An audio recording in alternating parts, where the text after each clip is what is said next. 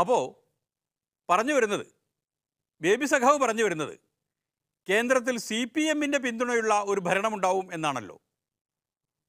ഏതാണ്ട് ഒന്നാം UPA സർക്കാരിനെ പോലെ. കാരണം 2004 തൊഴിലുറപ്പ് പോലുള്ള പദ്ധതികൾ നടപ്പാക്കാൻ കഴിഞ്ഞത് ഇടതുപക്ഷം പറയുന്നത് കൂടി കേൾക്കാൻ മൻമോഹൻ സിംഗ് ഗവൺമെൻറ് നിർബന്ധിതമായതുകൊണ്ടാണ്. കാര്യം മൻമോഹൻ സിംഗ് ഗവൺമെൻറ്റിന് ഇടതുപക്ഷമില്ലാതെന്ന് ഗവൺമെൻറ് രൂപീകരിക്കാൻ കഴിയുമായിരുന്നില്ല. കാര്യം ഇടതുപക്ഷത്തെ ആശ്രയിച്ചാണ് ഒന്നാം UPA ഗവൺമെൻറ് നിന്നത്. അതുകൊണ്ടാണ് വിവരാവകാശ നിയമം പോലെ വനാവകാശ നിയമം പോലെയൊക്കെയുള്ള നിയമങ്ങൾ ഏറ്റവും പ്രധാന തൊഴിലുറപ്പ് പദ്ധതിയാണ്. അപ്പം അതിന് സഹായകമായ വിധത്തിൽ ഇടതുപക്ഷത്തിൻ്റെ സ്വാധീനം വലിയ തോതിൽ വർദ്ധിക്കണം എന്നുള്ളതാണ് ഒന്ന്. അതിന് ആ ആഗ്രഹം സഫലമാവണമെങ്കിൽ ഇത്തവണ ദൈവം തന്നെ സഹായിക്കേണ്ടി വരും. നമ്മൾ കയറുമ്പോൾ 35 ലക്ഷം പേരായിരുന്നു പെൻഷൻ അർഹതയുണ്ടായിരുന്നത്. അപ്പൊ 51 ലക്ഷം ആളുകൾ കേരളത്തിൽ സാമൂഹ്യക്ഷേമ പെൻഷൻ വാങ്ങുന്നവരായിട്ടുണ്ട്.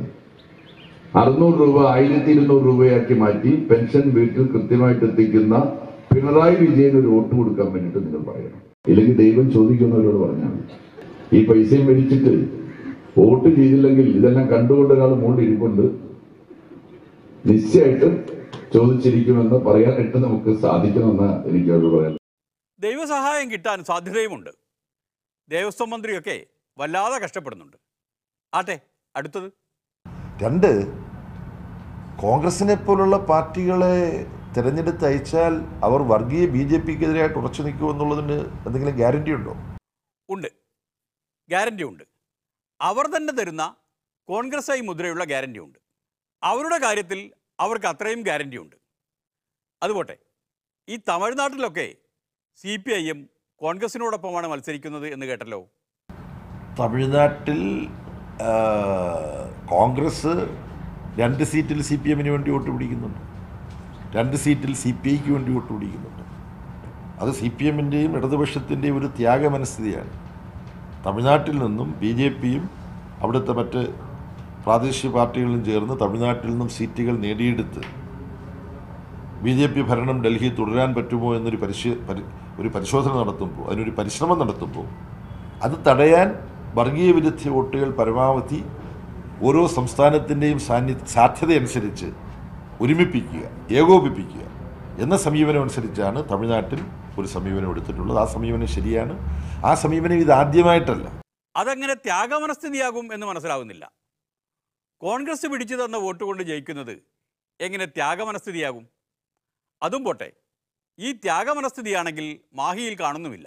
മാഹിയിൽ ഒരു ചെറിയ, അവിടെയും BJP-യെ സപ്പോർട്ട് ചെയ്യാൻ തീരുമാനിച്ചിട്ടില്ല. അല്ല, അവിടെ ഒരു പ്രത്യേക സാഹചര്യമുണ്ട്. ആ സാഹചര്യം കണക്കിലെടുത്തിട്ട് ഇവിടെ ഒരു തീരുമാനമെടുത്തതാണ്. മാഹിയിലെ പ്രത്യേക സാഹചര്യം മനസ്സിലായല്ലോ. അത് ഭൂമിശാസ്ത്രപരമായ സാഹചര്യമാണ്. മാഹി എന്നാൽ കണ്ണൂർ മണ്ഡലത്തിനും വടകര മണ്ഡലത്തിനും ഇടയിലാകുന്നു. അപ്പോൾ സാഹചര്യം ഇങ്ങനെയൊക്കെ ആയിരിക്കും. അതൊക്കെ പോട്ടെ, സഖാവിൻ്റെ ഇതേവരെയുള്ള പര്യടനാനുഭവം എങ്ങനെ, അതൊന്ന് പങ്കുവെക്കാമോ? ഞാൻ മലപ്പുറത്ത് പോയപ്പോൾ അവിടെ KSUവിൻ്റെ ഒരു പ്രമുഖയായ നേതാവ് ജസ്ല മാടശ്ശേരി പരസ്യമായി രംഗത്ത് വന്നു.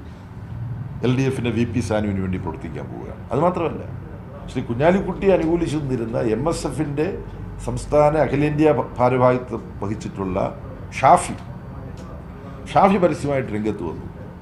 LDFന് വേണ്ടി ഞാൻ പ്രവർത്തിക്കാൻ പോവുകയാണ്.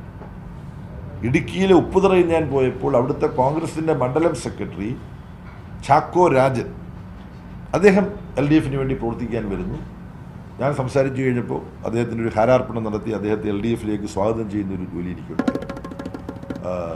കോഴിക്കോട് ഒരു യോഗത്തിന് പോയപ്പോൾ BJPയുടെ രഞ്ജിത്ത്, എൻ്റെ ഓർമ്മയെന്ന് ഞാൻ പറയുകയാണ്, രഞ്ജിത്ത് എന്ന് പറയുന്ന പ്രവർത്തകൻ വേദിയിൽ വന്നു.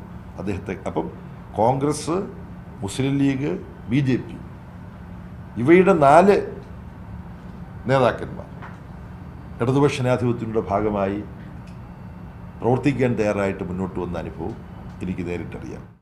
ഈ ബേബി സഖാവിനെ ഒരു റൗണ്ട് ഒന്ന് കേരളം മുഴുവൻ യാത്ര ചെയ്ത് വരാൻ LDF ഏർപ്പാടാക്കണം. അങ്ങനെയായാൽ UDFകാരും BJPക്കാരും എല്ലാം LDF ആകും. പിന്നെ മത്സരം തന്നെ വേണ്ടി വരില്ല.